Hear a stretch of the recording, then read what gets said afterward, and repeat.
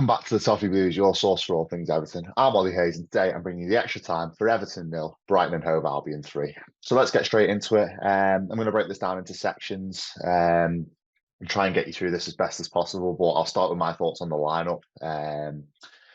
For me, I think it was what it was, the lineup. I think we expected maybe a Lindstrom and Ndiaye to start, maybe.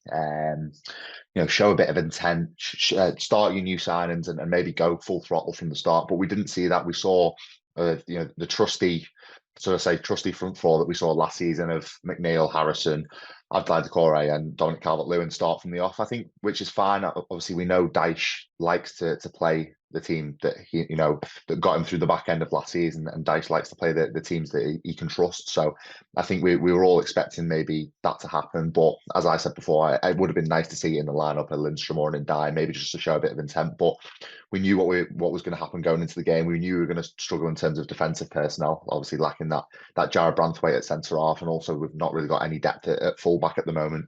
So I think, I can't really have any complaints with the starting lineup. I think we all knew what was going to happen with the starting lineup. We knew what it was going to be, but I still thought we had enough to try and give Brighton a game, definitely. But their front four, especially seeing their lineup, their front four definitely did worry me, especially João Pedro and obviously Yankuba Minter, who was heavily linked with Everton over the summer.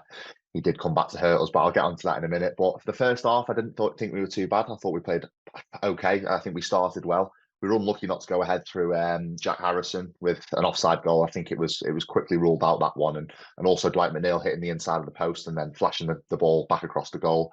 But I did think we were holding onto the ball well. We were holding our own, and we were playing well there, and we were definitely giving Brighton a game. We were giving them something to think about. But for me, I think that the first half showed the difference between a quality front four and a clinical front four, and a front four that maybe lack a little bit of confidence in front of goal, and maybe lacking that cutting edge in front of goal. And that certainly showed with Brighton's first goal. That it was very well worked. Yankuba Minter got the ball wide, skinned Mikolenko, and it was an easy tap in for Mitoma at the back post. And Everton found themselves 1-0 down in a first half where I thought it was a little bit against the run of play for me personally. I think we maybe deserved to go into that half level, but half time came along, and I did make a comment to the people I was with at the game, and I said, we're still in this, but we need to be proactive now. We need to be proactive with our substitutions. We need to take the game to them. We need to maybe make a substitution on 45, maybe bring on an Iliman Ndiaye or a Jesper Lindstrom and take the game to them. But I said that we would wait until we were 2-0 down, and unfortunately that did materialise. But that being said, I thought the second half we started well. We won a penalty through Dominic Calvert-Lewin. For me, was this a clear and obvious error from the referee? I'm not so sure. I think the Premier League last season were very adamant that referees would hold the majority of power and they would hold the final say on decisions. Was this a clear and obvious error? Lewis Dunk, he did swipe the foot from under Dominic Calvert-Lewin. I'm not so sure the referee got it wrong here, but he went over to the monitor, and a lot of videos were circling on social media over the weekend. Surrounding the feed going into the monitor and what the referee was actually looking at.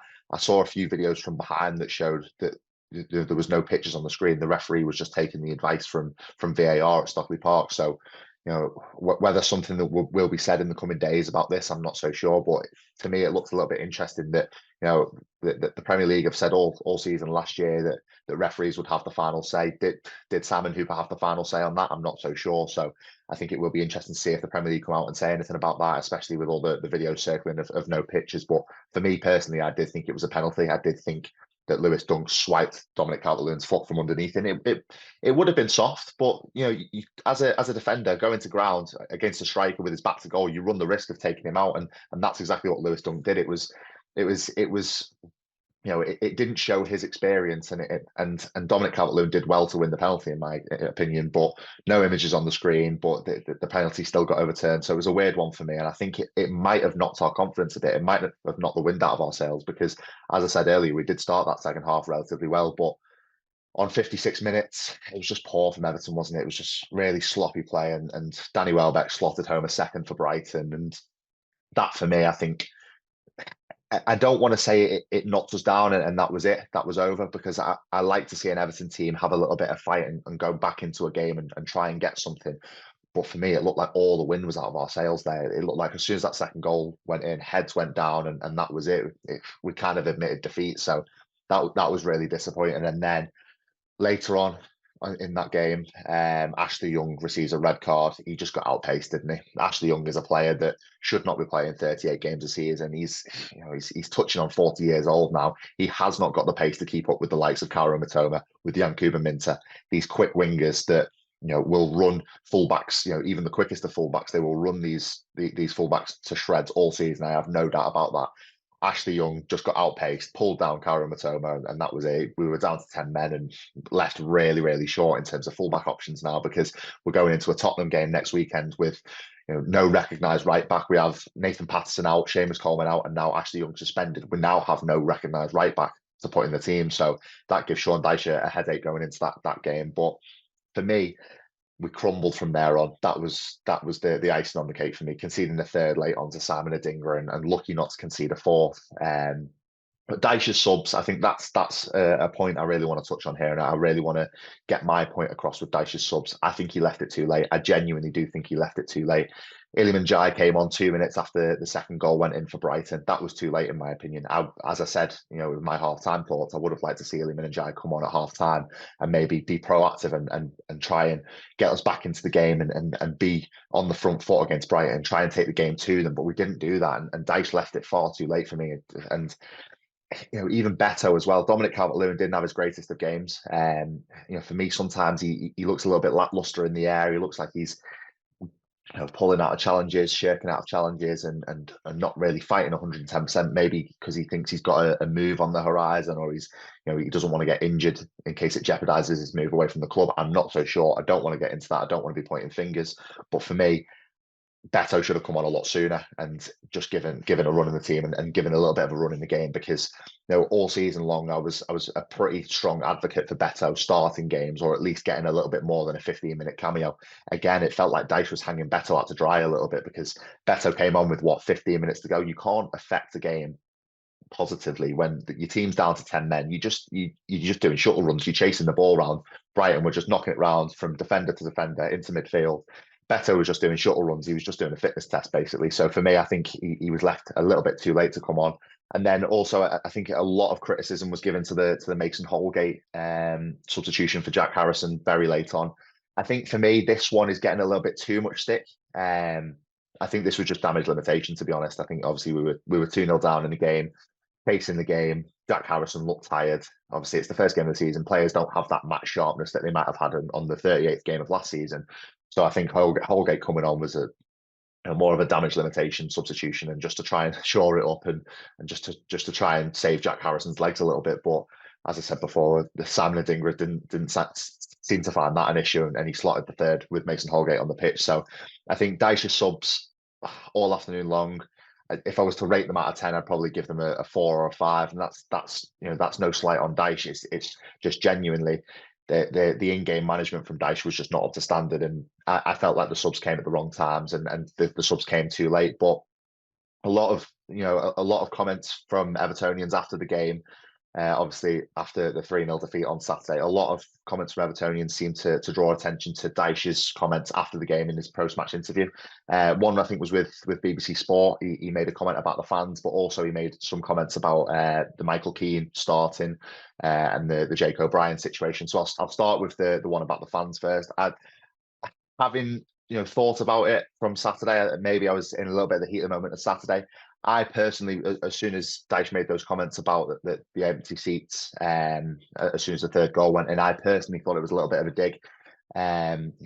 Us fans, we've dragged this team over the line so many times, haven't we, in recent seasons? And fans, the fans are what makes this club for me personally. The fans, have dragged the players over the line. You look at the Frank Lampard days where we dragged the team over the line, and even last season and the season before, where we've had relegation battles, that the fans are the life and soul of this club. If the fans want to leave after the third goal went in, and there'd be empty seats in the ground, I think that we all have our entitlement to do that. We pay our money. But having looked at it again, I feel like he's maybe trying to set standards. He's maybe trying to gee up the fans and be like, no, you have the entitlement to leave. But also, that's just the standard of the club. That's just the standard that the fan base want to set. So I think, it can be interpreted both ways. For me, at first, I thought it was a little bit of a dig, but having looked at it, I can quite, easily take the argument on board that he was just trying to set a standard and say that fans are entitled to do that. and that's the standard of the club. That's what the fan base want to set. So I think that might be a little bit reactionary, in the immediate aftermath of the game. So I want to sort of kind of take both sides of the argument there and maybe understand why both sets of fans, wanted to take it on each side. But also for me, I think the most unanimous decision on Dyche's other comment was the Keane O'Brien situation. And he said that obviously Jake O'Brien didn't have the required experience to play on Saturday. For me, I think, again, we've seen it last season. We know what Dyche is like in terms of setting up his team. He likes to I don't want to say pick his favourites, but he likes to pick the team that he can trust. And obviously, Michael Keane showed, towards the back end of last season that, he does have some experience and he can play in a system. Obviously, we know Michael Keane didn't have his greatest of games. I don't think James Tarkowski had his greatest of games on Saturday either, by the way. But I think that's probably one that we know what Dyche is like. I think Dyche is going to pick his team based on the players he trusts, and that's just it for me. Obviously, I would have liked to see Jake O'Brien have a run out on Saturday, but maybe Dyche probably evaluated it a little bit and said maybe he's not had enough time with the team and not enough time learning this setup. So I can kind of sympathise with Dyche on that one. But that being said, for the likes of Iliman and Jai, he signed right at the start of the window. For me, I think he personally should have started or should have at least played more of a part than he did. And also Jesper Lindstrom, he's had a few weeks now, so it would have been nice to see him. But the Jake O'Brien one, maybe I can kind of sympathise that he doesn't want to throw in a young lad against a very quick Brighton team, in a team that we knew probably weren't going to see a lot of the ball. He was maybe reluctant to throw him in. So I can kind of understand, but also how much experience does he have to get into that team? So I think hopefully we see Jake O'Brien on Saturday against Tottenham. But that being said, don't be surprised, Blues, if we see Michael Keane in that side again, especially with the absence of Jared Branthwaite. I think Dyche just probably trusts Michael Keane a little bit more, and that's just the bottom line of it. But that being said, that is all my thoughts from Everton 0, Brighton and Hove Albion 3 on Saturday. Make sure to let me know your thoughts in the comments about the comments from Dyche after the game, and also how we played, and how how disappointing it was to see us going into the first game of the season getting beat 3-0, especially to a team that we drew twice to last season. But let me know your thoughts in the comments, and make sure you like, comment, subscribe, and I'll speak to you soon.